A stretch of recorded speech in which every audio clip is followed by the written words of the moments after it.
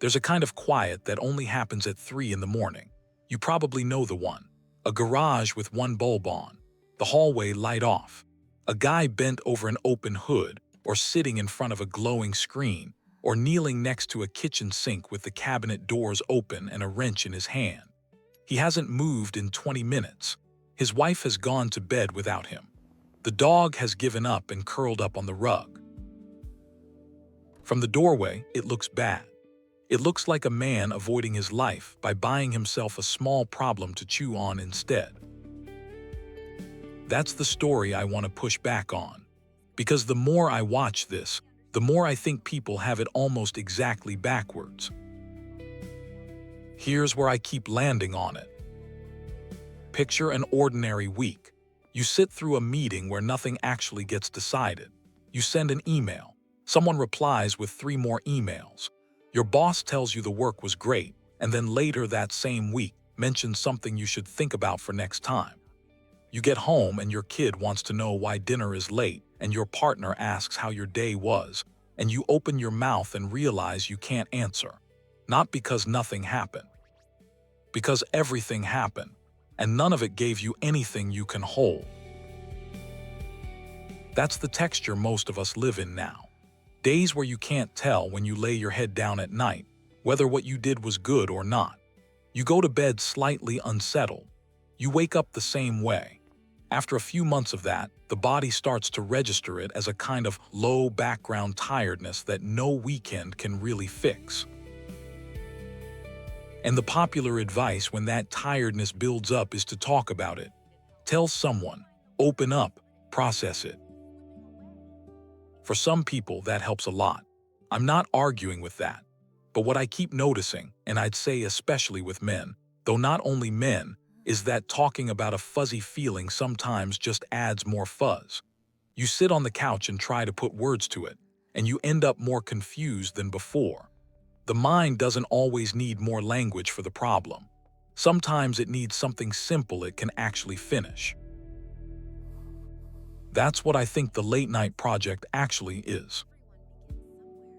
Let me give you a few small scenes, because I think it lands better in scenes.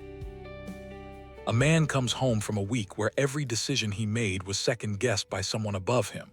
He eats dinner. He's quiet at the table. Then around 10 o'clock, he goes out to the garage and starts cleaning up the lawnmower that wouldn't start last weekend. By midnight, the carburetor is in pieces on a rag. By 1 a.m., he's figured it out, a little gunk, a stuck float, nothing dramatic. He pulls the cord. It starts on the second try. He stands there for about 10 seconds just listening to it. Then he turns it off, walks back inside, and finally falls asleep. Or another scene. A guy who works in software has had 3 projects in a row killed before launch. Not for technical reasons, because of meetings he wasn't in.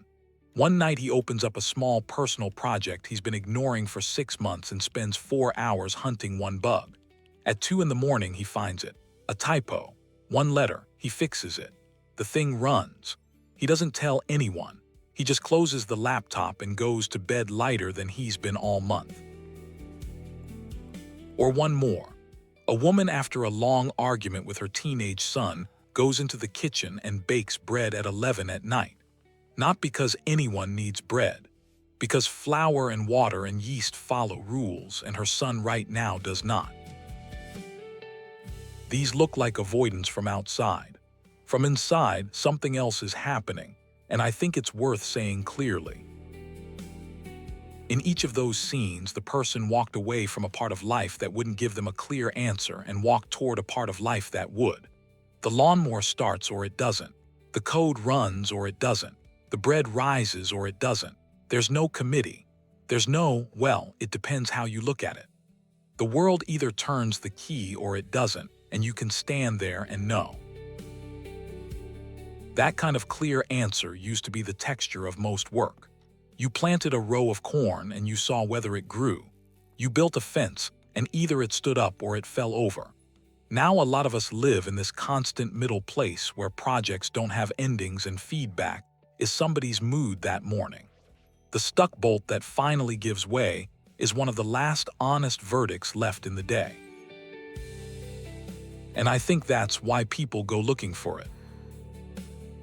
Now here's the part I want to be careful about, because this is where it usually gets misread, and the misreading hurts. When a man disappears into a project after a hard week, the people in the next room often read it as a door being closed on them, like he chose the lawnmower over the family. I get why it lands that way. You're sitting on the couch and his back is moving away from you and into a garage, and the garage has his attention now, and you don't. But I'd offer a different version of what's happening, and I hold this one pretty closely.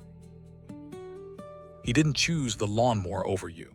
He's trying to rebuild the small piece of himself that is currently capable of sitting on the couch with you. He went to the garage because the garage is going to give him something solid in 2 hours, and the rest of his life hasn't given him anything solid in months. He's not running from you. He's getting back the part of himself that can come back to you. The version of him who walks back into the kitchen at 1 a.m. with grease on his hands is, in a strange, quiet way, more available than the version who'd been sitting on the couch with his phone. There's also something about who taught us to do this that nobody really talks about. A lot of guys learned how to fix things from someone who said almost nothing while teaching them. A father in a garage who handed over the wrench and waited. An uncle at a workbench who let you try first and only stepped in when you were about to strip the screw. 2 people standing over an open hood for 40 minutes without saying a word, one of them just holding the flashlight. From outside, that silence looks cold. From inside, something is being passed down that words wouldn't have carried anyway. The lesson isn't really how to fix the thing. The lesson is don't flinch when something's hard. Stay with it. The world tends to give back to people who pay attention. For people who were never taught to say, "I love you" out loud, that's how love gets said. I'm fixing your brakes so you're safe driving home. I'm teaching you how to fix them so you'll be safe when I'm not around anymore. That sentence almost never gets spoken. It doesn't have to. The wrench says it. So here's what I want to leave you with. If you're the person who disappears into the garage, or the workbench, or the kitchen, or the spreadsheet, or the small project at midnight when the rest of life gets too loud, you don't owe anybody an apology for that. You're not running away. You're walking toward the one room in your life that has agreed not to lie to you for a couple of hours.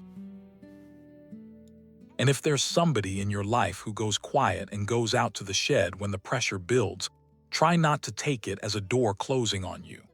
Most of the time, it's a door they're closing on the noise of the day, so they can come back to you with something solid in their hands.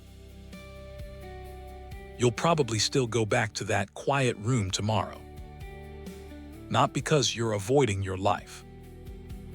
Because sometimes, before you can fix what's broken inside of you, you have to prove to yourself with your own hands that something can still be fixed.